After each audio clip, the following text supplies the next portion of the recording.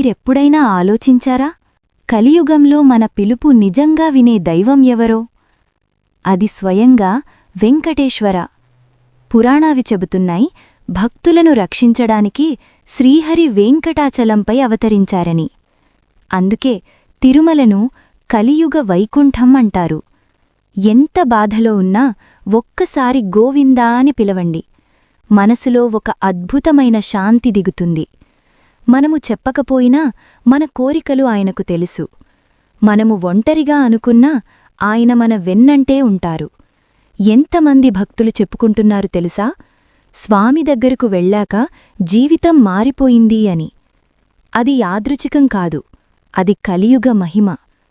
ఈ వీడియో చూస్తున్న మీరు కూడా ఒక్కసారి హృదయపూర్వకంగా పిలవండి, గోవిందా.